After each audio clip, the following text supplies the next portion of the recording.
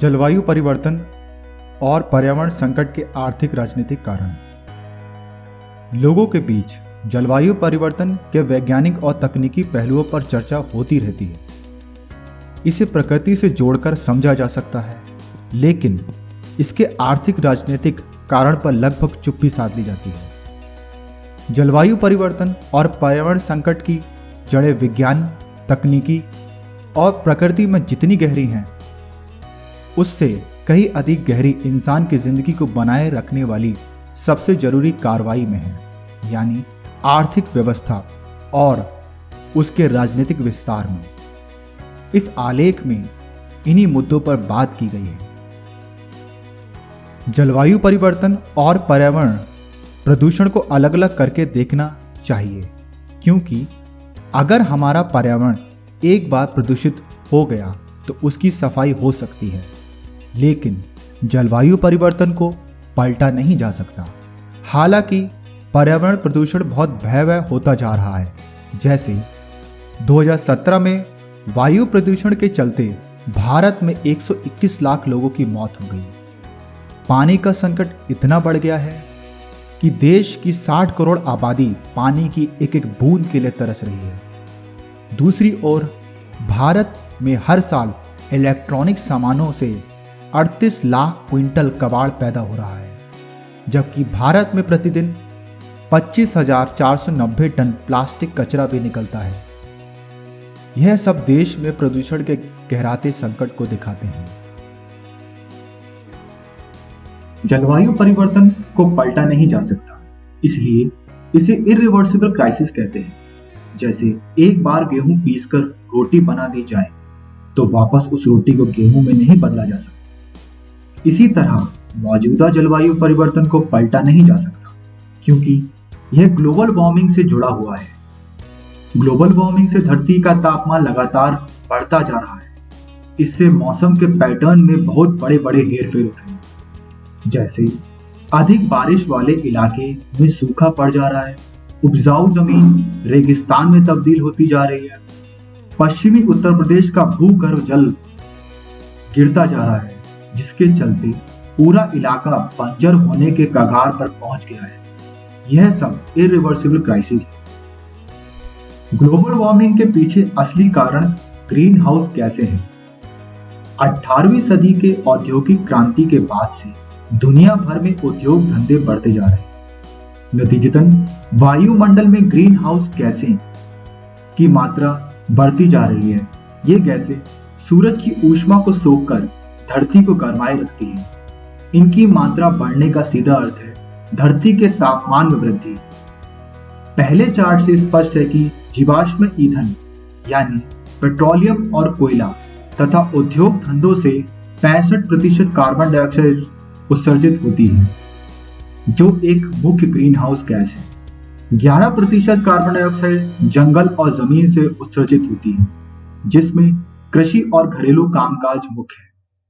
अगर हम दूसरे चार्ट पर निगाह डालें तो पता चलता है कि अमेरिका के कुल कार्बन उत्सर्जन का 83% हिस्सा यातायात, बिजली और उद्योग से आता है।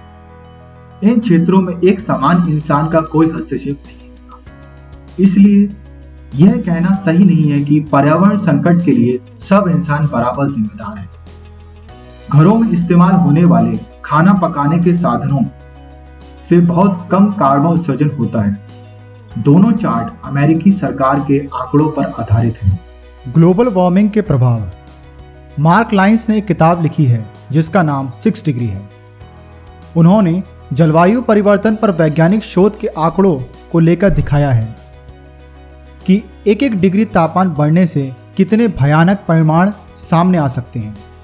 जैसे उन्होंने दिखाया कि 1 डिग्री तापमान बढ़ने से अमेरिका के कई इलाके रेगिस्तान में बदल गए। 2 डिग्री तापमान बढ़ने से चीन के शहर प्यासे मर गए। इसी तरह आगे तापमान बढ़ता जाता है। नील नदी मर जाती है। 5 से 6 डिग्री पर दुनिया के सारे जीव जंतु नष्ट हो जाते हैं। 8 अक्टूबर 2018 को संयुक्त राष्ट्र के जलवायु परिवर्तन पर अंतर सरकारी पैनल IPCC ने अपनी रिपोर्ट पेश की। जलवायु संकट पर इस रिपोर्ट के कुछ बिंदु इस तरह हैं। तापमान पूर्व औद्योगिक स्तर से 1 डिग्री बढ़ गया है। आर्कटिक सागर की बर्फ तेजी से पिघल रही है। 90% ग्लेशियर पीछे खिसकते जा रहे हैं। 2018 के जून और जुलाई महीनों में केवल कैलिफोर्निया के वनों में 140 बार आग लगी। यूनान के जंगलों में लगी आग से 80 लोग मारे गए। भारत में बिना मौसम के आए धूल के तूफानों ने 500 से अधिक लोगों की जान ले ली। दक्षिण अफ्रीका के केप टाउन शहर में सूखे में 3 गुना बढ़ोतरी हुई। जापान, भारत, अमेरिका तथा अन्य जगहों पर बेतहाशा बारिश होने से फसल और घर नष्ट हो गए। आईपीसीसी ने संभावना जताई कि 2030 तक दुनिया का तापमान पूर्व औद्योगिक स्तर से 1.5 डिग्री तक बढ़ जाएगा। 2030 तक कुछ इलाकों को छोड़कर दुनिया के बड़े भूभाग के कृषि उत्पादन में 30% तक गिरावट आएगी। कार्बन उत्सर्जन, भ्रम और उसका निवारण। जैसे जैसे पर्यावरण का संकट बढ़ता जा रहा है, लोगों में एक बहस हास्य का हिस्सा बनता जा रहा है, लेकिन निहित स्वार्थ के कुछ समूह इसके बारे में भ्रम फैला रहे हैं। इनसे जुड़े कुछ भ्रमों के बारे में और उनके निवारण पर आगे बात की जाएगी। पहला भ्रम, जनसंख्या वृद्धि ही जलवायु परिवर्तन का कारण है। ऐसा कहा जा रहा है कि आबादी बढ़ने के साथ ही कार्बन उत्सर्जन में वृद्धि होती जा रही है। जलवायु संकट के लिए जनसंख्या को दोषी ठहरा दिया जाता है। टेबल से स्पष्ट है कि अमेरिका का कार्बन उत्सर्जन भारत से दुगना है, जबकि भारत की जनसंख्या अमेरिका से 4 गुना से भी अधिक है। अगर कार्बन उत्सर्जन के लिए हर व्यक्ति बराबर जिम्मेदार होता तो न केवल टेबल में भारत दूसरे स्थान पर होता, बल्कि उसका उत्सर्जन अमेरिका से 4 गुना अधिक होता। लेकिन स्थिति ठीक उल्टी है। टेबल से ही स्पष्ट है कि प्रति व्यक्ति कार्बन उत्सर्जन के मामले में अमेरिका पहले स्थान पर है। कुल उत्सर्जन के मामले में चीन पहले स्थान पर है, लेकिन चीन का यह आंकड़ा भी भ्रामक है, क्योंकि अमेरिकी कंपनियों का प्लांट चीन और भारत जैसे देशों में लगे हैं, जो इन्हीं देशों में उत्सर्जन करते हैं। कार्बन व्यापार के माध्यम से भी अमेरिकी कंपनियां अपने उत्सर्जन को कम करके दिखा लेती हैं। इससे साफ पता चलता है कि कार्बन उत्सर्जन और जलवायु परिवर्तन के लिए जनसंख्या बिल्कुल जिम्मेदार नहीं है। इसके लिए मुनाफे पर आधारित व्यवस्था जिम्मेदार है। इसमें अपना मुनाफा बढ़ाने के लिए कंपनियां पर्यावरण को तबाह कर रही हैं। दूसरा भ्रम, कार्बन व्यापार और कार्बन क्रेडिट उत्सर्जन पर रोक लगा सकता है। कार्बन क्रेडिट एक तरह का परमिट होता है जो किसी देश या संगठन को कार्बन उत्सर्जन की एक निश्चित मात्रा का उत्पादन करने की अनुमति देता है और जिसका पूरी तरह उपयोग नहीं करने की दशा में खरीदा बेचा जा सकता है। क्योटो प्रोटोकॉल के तहत यूरोपीय संघ सहित 43 विकसित औद्योगिक देशों के कार्बन उत्सर्जन का कोटा तय कर दिया गया था। यह कोटा उस देश के राष्ट्रीय रजिस्टर में अंकित कर दिया जाता है। उसी के अनुसार देश के अंदर उद्योग और अन्य संगठनों का कोटा तय किया जाता है। अगर किसी संगठन या देश ने अपने निर्धारित कोटे से कम कार्बन उत्सर्जन किया तो उसका कुछ क्रेडिट बच जाता है, जिसे वह दूसरे देश को बेच सकता है। इसे ही कार्बन व्यापार के नाम से जाना जाता है। इस तरह स्पष्ट है कि कार्बन व्यापार और कार्बन क्रेडिट के जरिए विकसित देशों के कार्बन उत्सर्जन पर रोक नहीं लगाई जा सकती, बल्कि इन्हीं के माध्यम से यह देश किसी गरीब देश से कार्बन क्रेडिट खरीद कर धड़ल्ले से कार्बन उत्सर्जित करते हैं। इसे इस तरह भी समझा जा सकता है कि अगर भारत पेड़ लगाकर अपना कार्बन उत्सर्जन को कम करता है तो वह अतिरिक्त कार्बन क्रेडिट अर्जित कर लेता है, जिसे बेचकर डॉलर कमा सकता है। लेकिन अगर एक बार अमेरिका ने भारत का कार्बन क्रेडिट खरीद लिया तो यह माना जाएगा कि अमेरिका ने अपने कार्बन उत्सर्जन में कटौती की है, ना कि भारत ने। पर्यावरण संरक्षण के लिहाज से कार्बन व्यापार बहुत खतरनाक चीज है, जिसे साम्राज्यवादी देशों ने अपने कार्बन उत्सर्जन को छिपाने के लिए इजाद किया है। इससे साफ तौर पर समझा जा सकता है कि कुल उत्सर्जन के मामले में अमेरिका कैसे दूसरे स्थान पर आ गया है। इसलिए कार्बन व्यापार और कार्बन क्रेडिट एक धोखे की घुट्टी है। यह उसी बाजार के द्वारा सुझाया गया समाधान है जो कार्बन उत्सर्जन के लिए सबसे अधिक जिम्मेदार है। लेरी लोहमन का लेख है कार्बन व्यापार के खिलाफ 6 तर्क, 29 सितंबर 2008। इस लेख में वे बताते हैं कि पहला, कार्बन व्यापार गलत उद्देश्यों पर केंद्रित है। दूसरा, यह संसाधनों को बर्बाद करता है। तीसरा, यह ऐसे ज्ञान की मांग करता है जो हमारे पास है ही नहीं। चौथा, यह गैर जनवादी है। पांचवा, यह ग्लोबल वार्मिंग के सकारात्मक समाधान में अड़ंगा डालता है। और छठा, यह अनुभव के बजाय विश्वास पर आधारित है। तीसरा भ्रम, कार्बन फुटप्रिंट से हर व्यक्ति के कार्बन उत्सर्जन की जिम्मेदारी तय होती है। सीधे और परोक्ष रूप से किसी व्यक्ति की सभी गतिविधियों को जारी रखने के लिए उत्पादित ग्रीन हाउस गैसों की कुल मात्रा ही उसका कार्बन फुटप्रिंट कहलाती है। इसे आमतौर पर कार्बन डाइऑक्साइड की टन में मात्रा के द्वारा व्यक्त किया जाता है। यानी एक इंसान खाना, कपड़ा, वाहन आदि का इस्तेमाल करता है जिसे उत्पादित करने में कार्बन उत्सर्जित किया जाता है, उसकी कुल मात्रा ही कार्बन फुटप्रिंट है। कार्बन फुटप्रिंट एक ऐसी अवधारणा है जो बहुराष्ट्रीय कंपनियों द्वारा उत्सर्जित कार्बन पर पर्दा डालती है। इसके लिए हर व्यक्ति को जिम्मेदार ठहराया दिया जाता है। इसमें इस बात को भी नजरअंदाज कर दिया जाता है कि बहुराष्ट्रीय कंपनियां अपने माल की बिक्री को बढ़ाकर मुनाफा बटोरने के लिए उपभोक्तावाद और विलासितापूर्ण जीवन शैली को बढ़ावा देती हैं। पर्यावरण के मानकों को तोड़कर प्राकृतिक संसाधनों का बेतहाशा दोहन करती हैं और माल बनाने के लिए भारी मात्रा में कार्बन का उत्सर्जन करती हैं। चौथा भ्रम, जलवायु परिवर्तन प्राकृतिक संकट है, यानी जलवायु परिवर्तन का सीधे सीधे खंडन करना। ऐसा माहौल बनाना कि मानो जलवायु परिवर्तन जैसी कोई बात ही ना हो, मौसम में होने वाले अवांछित बदलाव धरती का कोई चक्र हो, इसका मानव जाति कार्बन उत्सर्जन से कोई लेना देना ना हो। ये सब बातें उन बहुराष्ट्रीय कंपनियों के हित में हैं जो अपने कार्बन उत्सर्जन में कटौती नहीं करना चाहती। यही कंपनियां ऐसी बातों को फैलाने में मदद करती हैं। आइए अब देखें कि इसे कैसे अंजाम दिया जाता है। एक्स मोबिल कंपनी मोबिल और रॉकफेलर की स्टैंडर्ड ऑयल कंपनी के विलय के बाद अस्तित्व में आई। मदर जॉन्स पत्रिका के अनुसार 2000 से लेकर 2003 के बीच एक्स मोबिल ने जलवायु परिवर्तन के खंडन के लिए 40 संगठनों को $86 लाख उपलब्ध करवाया। इन संगठनों ने दुनिया भर में इस तरह का प्रचार अभियान चलाया जो पर्यावरण संकट से इनकार करता है और इससे जुड़े भ्रमों को बढ़ावा देते हैं। इन अभियानों के जरिए जनता और उसके प्रतिनिधियों के विचारों को प्रभावित किया जाता है। क्योटो प्रोटोकॉल के बाद से एक्स मोबिल ने जलवायु परिवर्तन के खंडन को बढ़ावा देने के लिए विभिन्न संगठनों के ऊपर $200 लाख खर्च कर दिया है। इन संगठनों में से 54 ने अपनी वेबसाइट पर पर्यावरण से संबंधित जानकारी पोस्ट की, जिसमें से 25 ने यह स्वीकार किया कि जलवायु परिवर्तन के बारे में वैज्ञानिकों में सहमति है, जबकि 29 ने जलवायु परिवर्तन को लेकर वैज्ञानिकों के बीच सहमति से इनकार किया। इन षड्यंत्रों का खुलासा 2006 में रॉयल सोसाइटी द्वारा एक्स मोबिल को भेजे गए पत्र से हुआ।